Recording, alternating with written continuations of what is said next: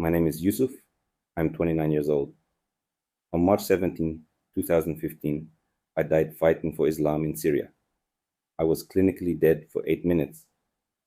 What I experienced in those 8 minutes changed everything I believed about God, eternity, and truth.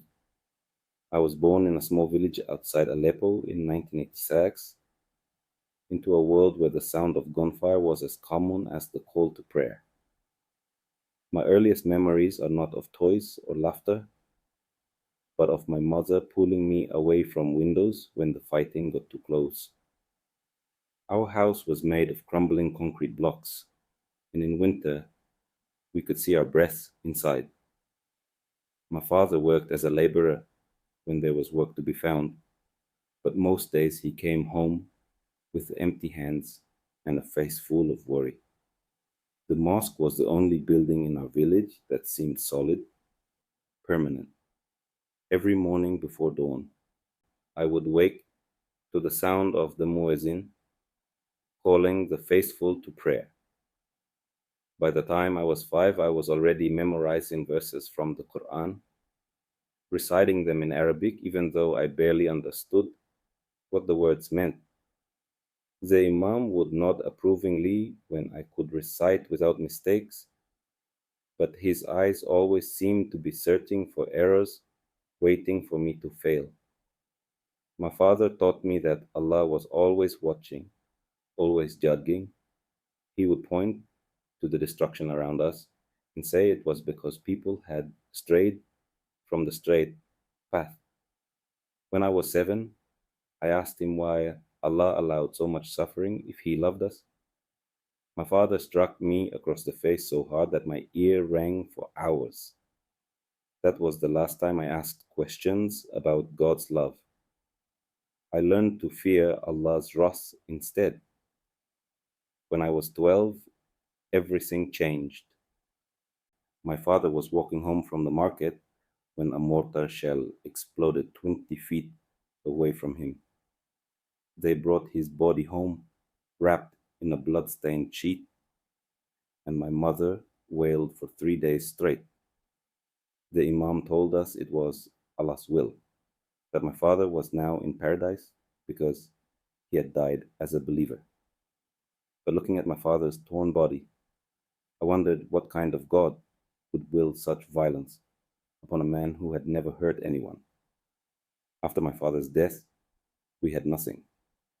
My mother took in sewing work that barely paid enough for bread, and I stopped going to school to help her.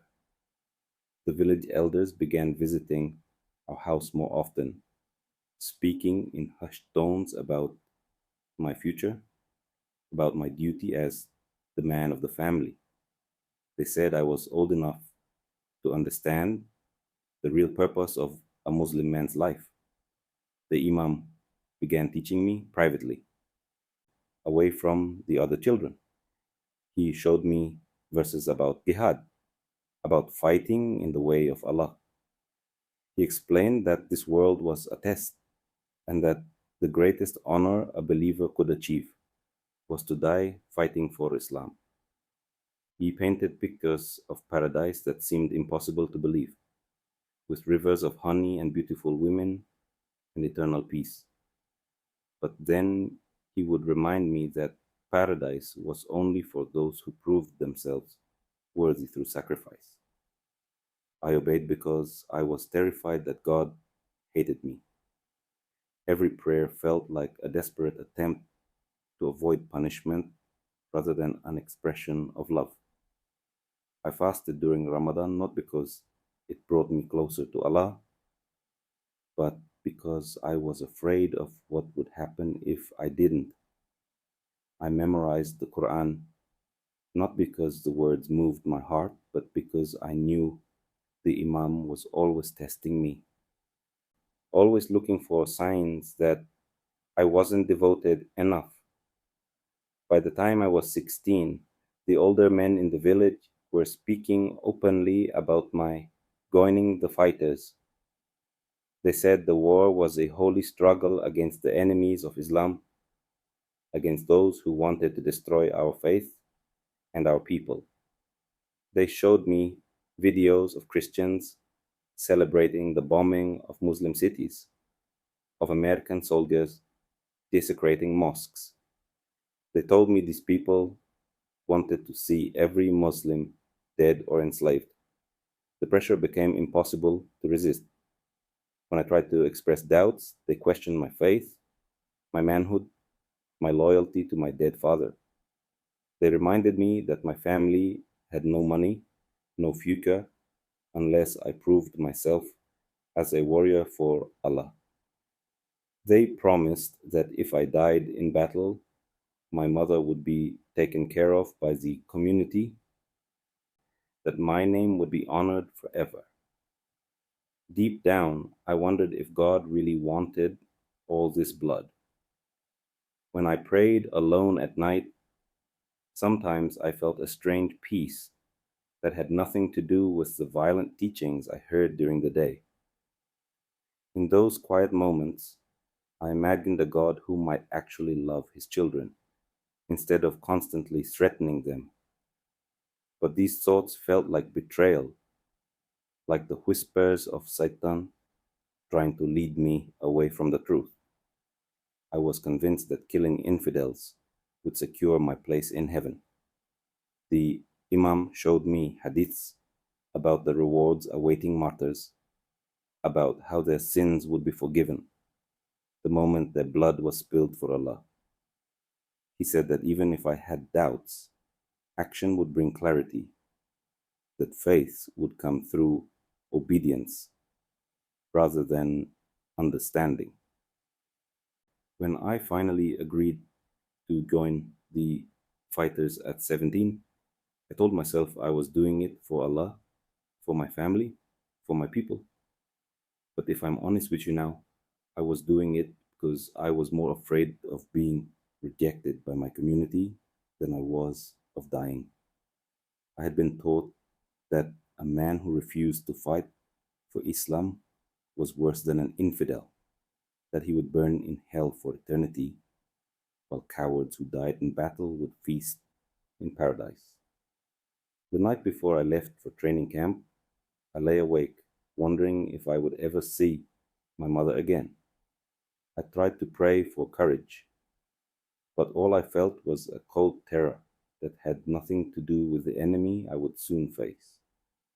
I was afraid that Allah knew the doubts in my heart, that He could see through my pretense of devotion to the fear and confusion beneath. March 17th, 2015.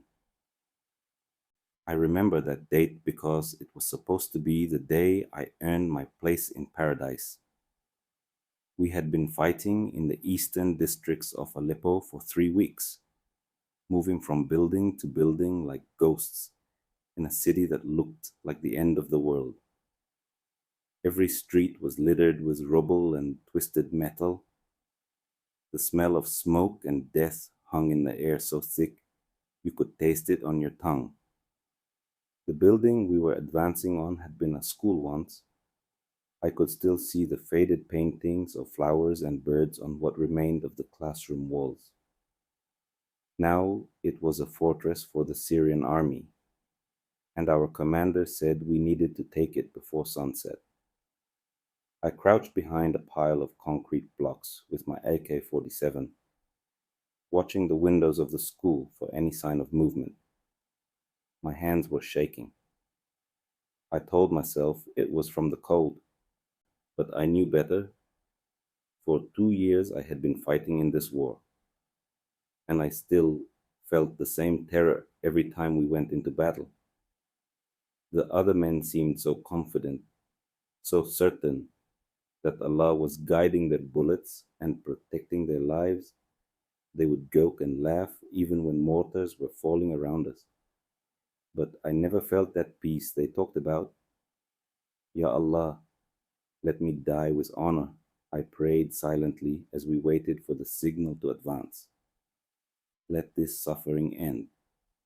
I had been praying variations of that same prayer for months. I was tired of being afraid, tired of wondering if every bullet had my name on it, tired of the doubt that gnawed at my chest like hunger. If I was going to die for Islam, I wanted it to be quick and clean and meaningful. The call came at 3 in the afternoon. Our commander shouted, Allahu Akbar, and we rushed forward through the rubble-filled street. I ran with my unit, firing at the muzzle flashes coming from the school windows. The sound of gunfire was deafening. A man named Hassan was running beside me when his head exploded in a spray of red. I kept running because stopping would mean dying. We made it to the wall of the school building and pressed ourselves against the concrete, freezing hot. Above us, I could hear the enemy soldiers shouting to each other in Arabic. Some of them were probably from villages like mine. Some of them probably had mothers waiting at home, just like I did. But the Imam had taught us that they were apostates, that killing them was not murder but justice. My squad leader pointed to a hole that had been blown in the wall by an earlier rocket attack. We were supposed to go through there and clear the rooms one by one. I checked my rifle and whispered a verse from the Quran that was supposed to bring courage to warriors, but my heart was beating so fast I thought it might burst. When we rushed through the hole in the wall, everything happened at once. Gunfire erupted from 3 different directions. The man in front of me dropped to the ground, clutching his stomach and screaming. I dove behind an overturned desk and tried to return fire, but I couldn't see where the shots were coming from. That's when I heard the whistle. It was the sound artillery shells make as they fall from the sky. In that moment, time seemed to slow down. I looked up and saw a small hole in the ceiling where sunlight was streaming through. I thought about my mother waiting for me to come home. I thought about the paradise the Imam had promised. I thought about whether Allah really knew my name. The explosion lifted me off my feet and threw me against the concrete wall with a force I had never felt before. It was like being hit by a truck made of fire and thunder. I felt my ribs crack and my skull bounce off the stone. Blood filled my mouth instantly, and I couldn't tell if it was coming from my nose or my lungs or somewhere else entirely. I lay on the ground, unable to move, watching my own blood pool beneath me. The sounds of battle seemed to be coming from very far away, like voices underwater. I tried to move my legs, but they wouldn't respond. I tried to call out to my squad mates, but no sound came from my throat. That's when I felt my soul separating from my broken body. It was the strangest sensation, like stepping out of clothes that had become too tight. One moment I was trapped in pain and fear, and the next I was floating above myself, looking down at a young man whose chest wasn't moving anymore. I could see the other fighters in my unit shouting and firing their weapons. One of them was kneeling beside my body, checking for a pulse. His face was twisted with panic. Another was speaking rapidly into a radio, calling for a medic, but I knew it was too late. I could see the light fading from my own eyes. This wasn't how paradise was supposed to begin. The Imam had taught us that martyrs would be greeted immediately by angels, that they would feel no pain, only joy and peace. But I felt neither joy nor peace. I felt confused and strangely detached, like I was watching a movie about someone else's death. I tried to pray, to call out to Allah as I had been taught. I recited the Shahada in my mind, declaring that there is no God but Allah and Muhammad is his messenger. But the words felt hollow, like echoes in an empty room. No angels came, no light appeared to guide me to paradise. Instead, something dark and cold began to pull at the edges of my consciousness. I looked down one more time at my broken body, lying on the floor of that ruined school. 29 years old and already finished. I had lived my entire life trying to earn Allah's approval, following every rule, fighting His holy war. And this was how it ended, alone and afraid, watching my own life drain away while strangers decided whether I was worth trying to save. The pull away from that destroyed classroom was gentle at first, like being carried by a current you cannot see or resist. I found myself moving through what felt like layers of reality, each one darker and colder than the last. The sounds of battle faded completely until there was nothing but an overwhelming silence that pressed against me from all sides. I could no longer see my body or the school or even the city of Aleppo. Everything that had defined my world for 29 years simply disappeared, replaced by an absolute darkness that was more than the absence of light. It was the absence of hope itself. I tried to understand where I was, but my mind could not grasp anything familiar. There were no walls, no ground, no sky, only an endless void that seemed to stretch in every direction. That's when I heard the voices. At first, they were whispers, so faint I thought I might be imagining them. But they grew louder and clearer until I could make out words, accusations spoken in voices that sounded like they were coming from the bottom of a well. The voices knew things about me that I had never told anyone. You were never good enough, they whispered. Allah has rejected you. Your prayers meant nothing to Him.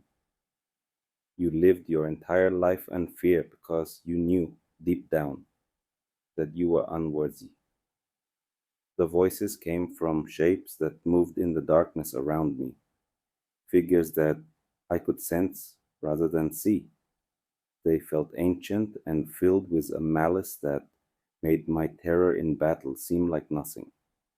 These beings knew every shameful thought I had ever had, every moment of doubt, every time I had questioned the teachings of Islam while pretending to be a faithful believer. You thought dying in jihad would save you, one of them said with a voice like grinding stone. But we know what was really in your heart. We know you fought from fear, not faith. We know you never truly loved Allah. You only feared His punishment. I tried to speak, to defend myself, to recite verses from the Quran that might drive these accusers away. But no sound came from me. I had no body to speak with, no throat to form words. I could only listen as they catalogued every failure, every sin, every moment of weakness from my entire life. Another voice joined the chorus, this one sounding like my father, but wrong somehow, corrupted. You brought shame to our family name, it said. You died like a fool, believing lies about paradise. There is no paradise for the faithless. There is only this. The darkness around me began to feel heavy, pressing down on my consciousness, like water pressing down on a drowning man. I called out to Allah in my mind, desperately reciting every prayer I had ever learned. I begged Him to rescue me, to show me the paradise I had been promised, to prove that my life of devotion had meant something, but there was no answer. The silence that followed my prayers was more terrible than any sound. It was the silence of abandonment, the silence of a God who either could not hear me or chose not to respond. For the first time in my life, I felt completely abandoned by the deity I had spent my entire existence trying to please. Now ask yourself this question and really think about it before you answer. What if everything you believed about death was wrong? What if the moment you needed God most, you discovered you never really knew Him at all? What if your whole life had been built on a foundation that crumbled the instant you actually needed it to hold your weight? That's what I felt in that void, the crushing realization that everything I had been taught about Allah, about paradise, about the rewards for martyrdom, had been empty promises. The God I thought I was dying for was nowhere to be found when I actually needed Him. I had traded my life for a lie. The dark beings seemed to feed on my despair. They moved closer, and I could feel their presence like ice water in my veins. They showed me scenes from my life, but twisted them to highlight every moment of hypocrisy and doubt. They showed me the times I had pretended to be more devout than I actually was, the times I had gone through the motions of prayer while my heart was elsewhere, the times I had judged other people's faith while secretly questioning my own. "You never believed," one of them hissed. "You were always afraid that Islam was just stories told to control frightened children." You were right to be afraid. There is no Allah, there is no paradise. There is only this endless darkness, and us, and your guilt. The worst part was that some of what they said felt true. I had always struggled with doubt, always wondered if my prayers were reaching anyone, always felt like I was performing faith rather than actually experiencing it. The Imam had told us that doubt was a test from Allah, that true believers pushed through their questions and obeyed regardless. But now I wondered if my doubt had been telling me something important all along. I understood that this was my eternity, endless separation from love, from light, from any hope of peace. The beings around me were not going to torment me with fire or physical pain. They were going to torment me with the truth about myself, with the knowledge that I had wasted my entire life chasing something that never existed. The darkness began to feel like it was seeping into my very essence, becoming part of me rather than just surrounding me. I was losing myself to it, losing any memory of sunlight or laughter or the warmth of my mother's hand. Soon there would be nothing left of Yusuf except regret and the echo of wasted years. I felt the dark beings reaching for me with something like hands, pulling me deeper into the void. Their touch was colder than anything I had ever experienced, cold enough to freeze thought itself. I was disappearing into an eternity where even the memory of hope would be forgotten. That's when everything changed. The light that pierced through the darkness was unlike anything I can describe to you with human words. It wasn't like sunlight or electric light or even lightning. It was pure brilliance that somehow didn't hurt to look at, even though it was brighter than anything I had ever seen.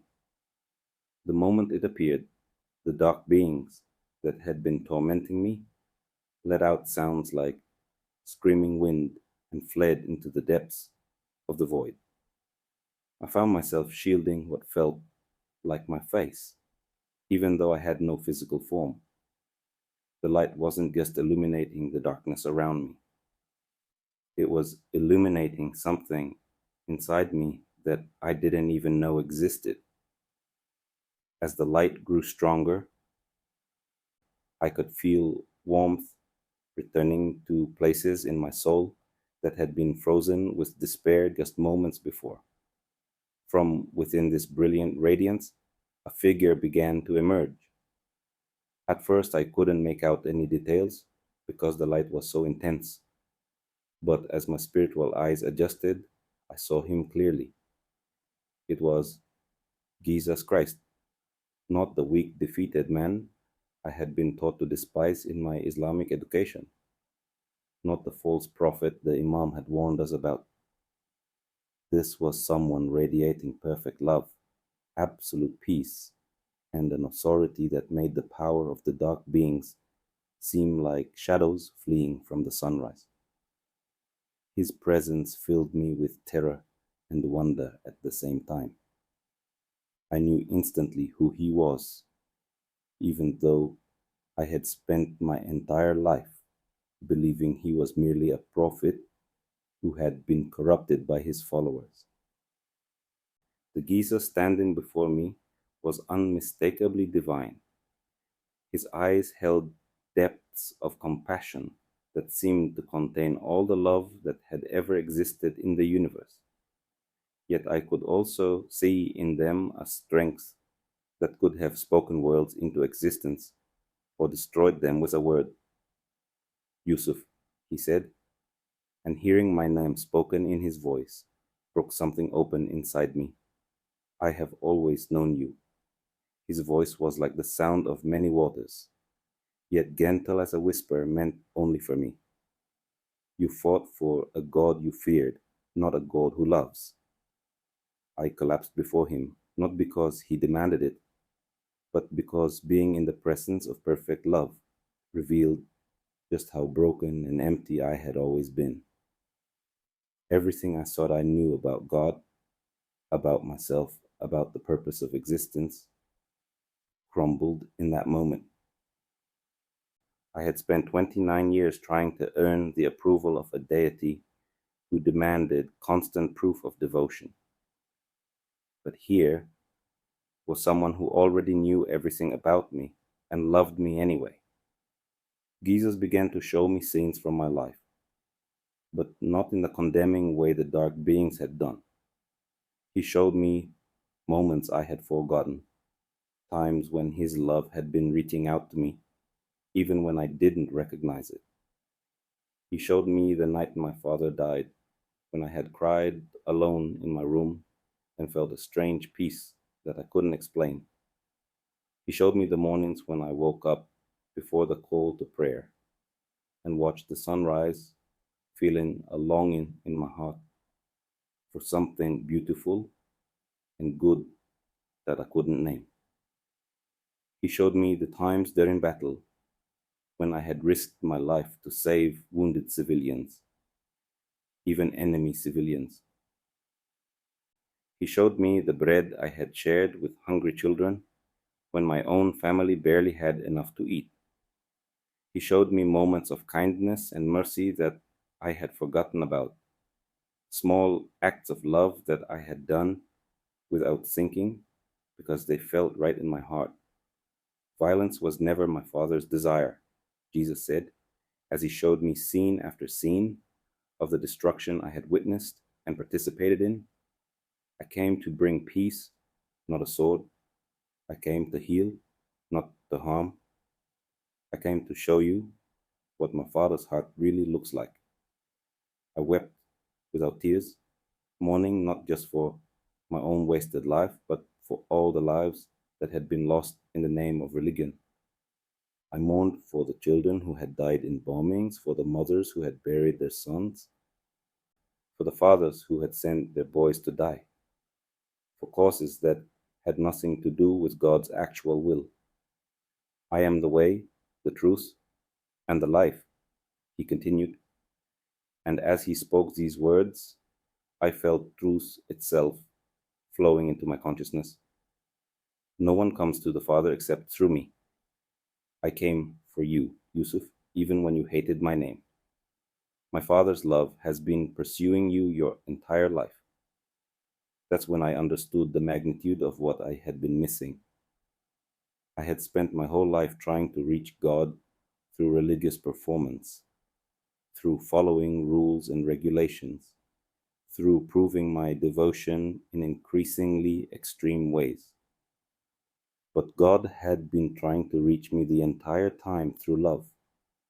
The peace I had felt watching sunrises, wasn't just emotional comfort, it was the whisper of the Holy Spirit calling my name.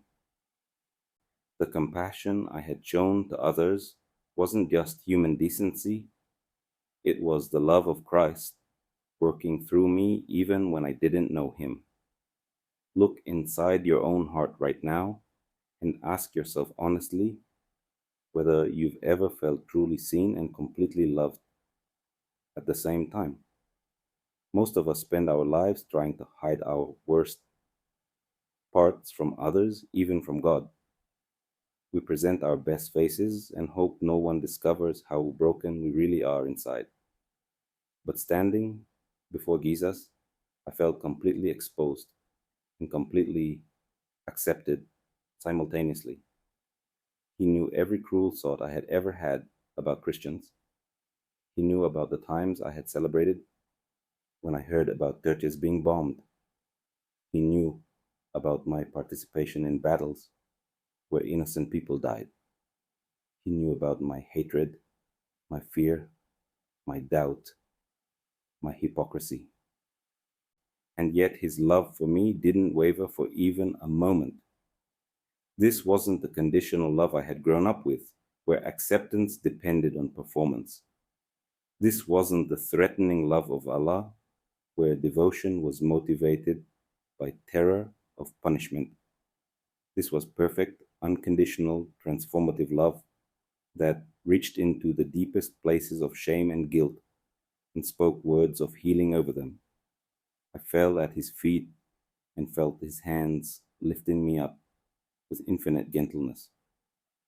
In that touch, I felt every wound in my soul beginning to heal. The fear that had driven my entire life started melting away, like ice in summer warmth. The anger that had motivated my violence transformed into a deep sadness for all the pain I had caused and experienced. The emptiness that had haunted me since childhood began filling with a peace that made no logical sense, but felt more real than anything I had ever known. Jesus stood before me with his hand extended, not demanding that I take it, but simply offering it with the patience of someone who had all of eternity to wait for my decision. His eyes held no pressure, no manipulation, no threat of what would happen if I refused. This was completely different from every religious experience I had ever known. There was no fear involved, only an invitation to step into something better than I could imagine. Yusuf, come to me, he said with a voice that seemed to reach into the very core of my being. You're completely forgiven. I paid the price for every wrong thing you've ever done. There is no debt left for you to pay, no punishment waiting, no performance required. Just come. The simplicity of it overwhelmed me. For 29 years, I had been taught that earning God's favor required constant effort, perfect obedience, and ultimately the sacrifice of my own life.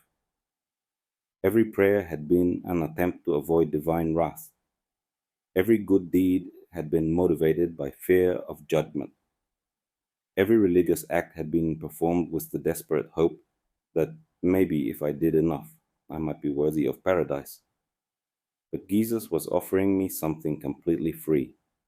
No conditions, no requirements, no tests to pass, just forgiveness and love and acceptance based on what he had already done, not on what I might do in the future. It was too good to be true, yet I could feel the truth of it radiating from his presence like heat from fire. I don't want to live in fear and hatred anymore, I said, though I'm not sure if I spoke the words or if he simply heard my heart. I'm tired of being angry all the time. I'm tired of feeling like I have to earn love. I'm tired of hurting people in God's name. The guilt over my violent past felt like a physical weight pressing down on me. I had killed people in the name of Allah. I had celebrated the deaths of civilians I had been taught to see as enemies. I had participated in battles that left children orphaned and mothers weeping. How could someone like me be forgiven for such things? Yet, even as these thoughts filled my mind, I felt Jesus' love washing over them like gentle rain on dry ground. He showed me that my victims were not lost to him, that the children who had died in the violence were safe in his arms, that the pain I had caused was not beyond his power to heal. This didn't erase my responsibility or make my actions right, but it did something even more powerful. It offered redemption where I had thought only condemnation was possible. If you are truly the Son of God, I whispered as I fell at his feet, please take me. I surrender everything I thought I knew about you, about God, about myself. I give you my life, my future, my very soul.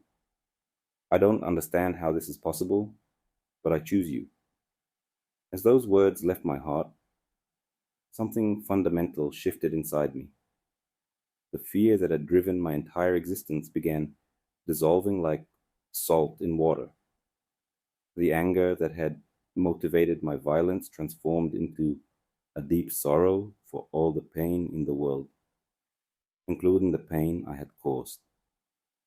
The emptiness that had haunted me since childhood started filling with a peace that felt like coming home after a lifetime of wandering. Jesus lifted me from the ground with hands that were somehow both gentle and strong. In his touch, I felt power that could have commanded legions of angels, yet it was used only to comfort and heal. He looked into my eyes with a love so pure it made me understand why the dark beings had fled at his approach. Darkness cannot exist in the presence of such light. You must go back, Yusuf, he said, and I felt both disappointment and excitement at these words.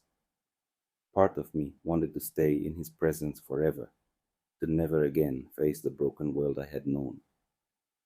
But another part of me understood that if this love and forgiveness were real, others needed to know about them too.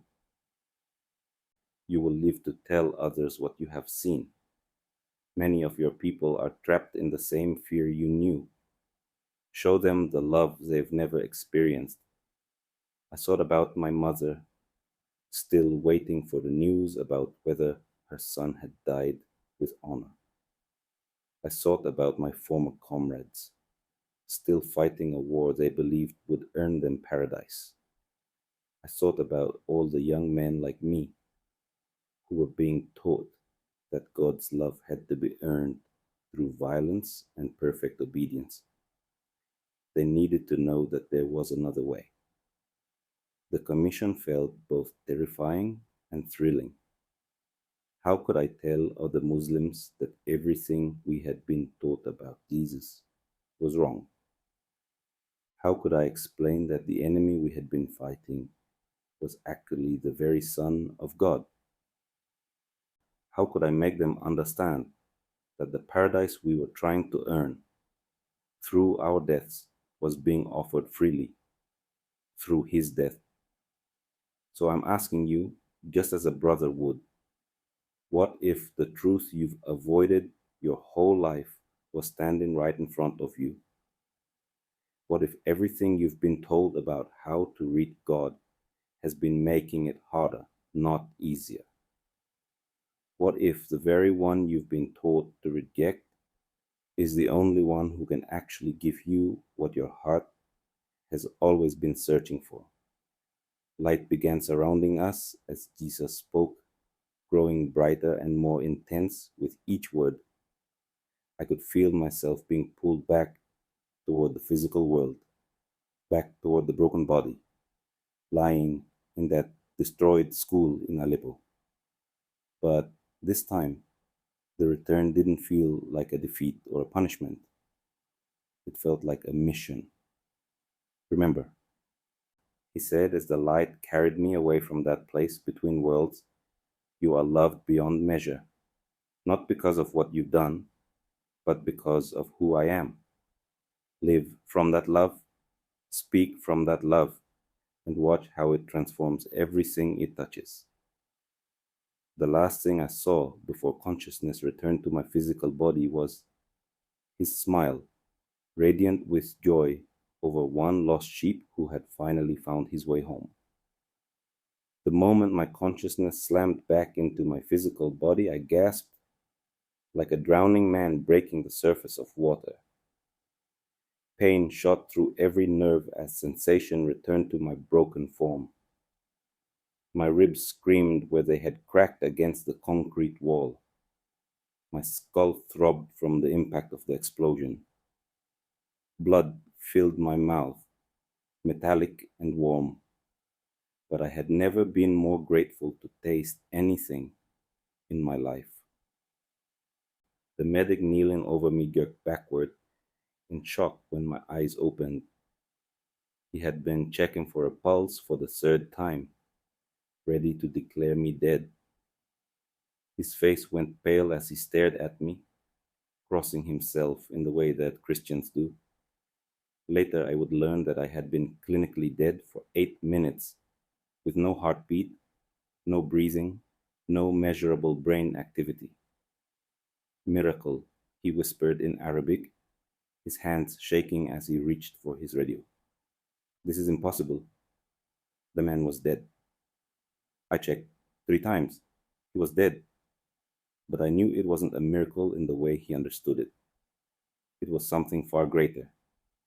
It was the direct intervention of Jesus Christ, the Son of the living God, sending me back to fulfill a purpose I was only beginning to comprehend. Every breath that filled my damaged lungs was a gift from the one I had spent years hating and trying to destroy. The first words out of my mouth when I could finally speak were not prayers to Allah or cries for help. They were whispers of gratitude to Jesus. "Thank you," I said so quietly that the medic couldn't hear. "Thank you for saving me. Thank you for showing me the truth. Thank you for loving me when I didn't deserve it." Within hours, it became clear that I could no longer be the man I had been before my death. When my commander came to visit me in the field hospital, expecting to find a wounded warrior eager to return to battle, he found instead someone completely transformed. I told him I would not fight anymore. I could not raise weapons against other human beings, even enemies, because I had seen that every person was loved by God in ways I had never imagined. My refusal to continue fighting was met with suspicion, then anger, then threats. My former comrades accused me of cowardice, of losing my courage after being injured. They said the explosion had damaged my brain, that I was suffering from some kind of shock that would pass with time.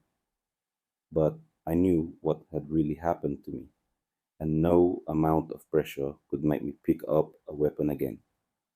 I began secretly reading a New Testament that I obtained from a Christian aid worker who was treating wounded soldiers from both sides of the conflict.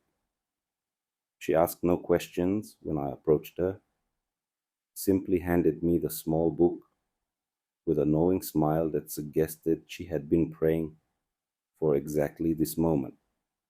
Reading the words of Jesus in my own language, I felt the same love and truth that had surrounded me during my near-death experience. Every page confirmed what Jesus had revealed to me in that place between worlds. His teachings about love for enemies, about forgiveness, about laying down one's life for others rather than taking the lives of others, resonated with something deep in my soul that had been awakened by his touch. This was the God I had been searching for my entire life, without knowing it. The dreams began almost immediately. Night after night, Jesus would appear to me, sometimes teaching, sometimes simply sitting with me in companionable silence. In these dreams, he would show me passages from the Bible and explain their meaning. He would remind me of his love when the guilt over my past threatened to overwhelm me. He would prepare me for the persecution that was coming. And the persecution came swiftly. Within weeks, my former comrades had figured out that my refusal to fight was connected to more than just war fatigue. They found the Bible hidden in my belongings. They confronted me with accusations of apostasy, of betraying Islam, of becoming one of the infidels we had sworn to destroy. I could not deny it because it was true, and I could not pretend it was false because my love for Jesus had become the most real thing in my life. The night they decided to kill me, Jesus appeared in another dream and told me to leave immediately. He showed me exactly which route to take out of the camp, which guards would be distracted, where I could find civilian clothes and transportation. His guidance was so precise that I escaped without being seen, even though dozens of armed men were looking for me. I fled Syria with nothing but the clothes on my back and the New Testament hidden in my jacket.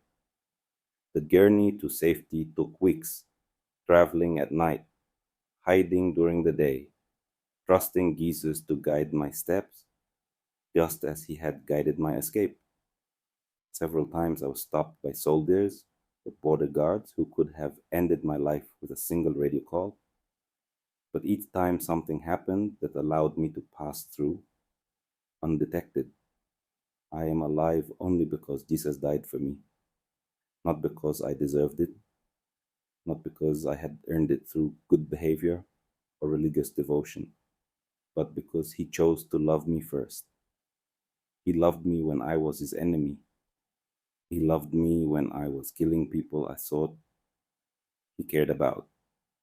He loved me enough to die for my sins and then appear to me personally to show me the truth. The same Jesus who saved me wants to save you too. He is not interested in your religious background or your past mistakes or your current doubts.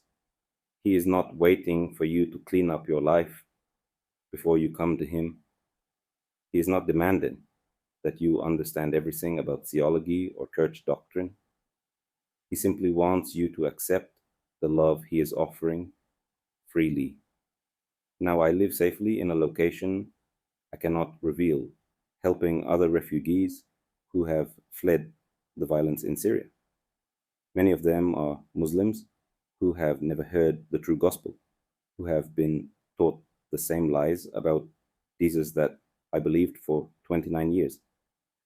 When I tell them my story, some become angry and accuse me of being a traitor to Islam. Others listen with tears in their eyes, recognizing the same emptiness in their own hearts that I had carried for so long. I still bear physical scars from the explosion that killed me and emotional scars from the years of violence I participated in. But I live in a freedom and hope I never knew existed when I was trying to earn God's approval through my own efforts. Every morning I wake up grateful for another day to share the love that transformed my life. Look into your own heart right now. If you're searching for truth, for real love, for lasting peace, call out to Jesus. He will answer you just like he answered me. Don't wait until it's too late to discover the God who actually loves you without condition, who offers forgiveness without payment, who gives eternal life as a free gift rather than a reward for good behavior. I once tried to destroy the name of Jesus Christ. Now I live to honor the one who saved my soul from darkness and despair. And I pray that my story helps you find the same hope I found, the hope that drove away all my fear and filled the emptiness that nothing else could touch. May you know the love that transformed a terrorist into a testimony, the grace that turned an enemy into a son, and the peace that passes all understanding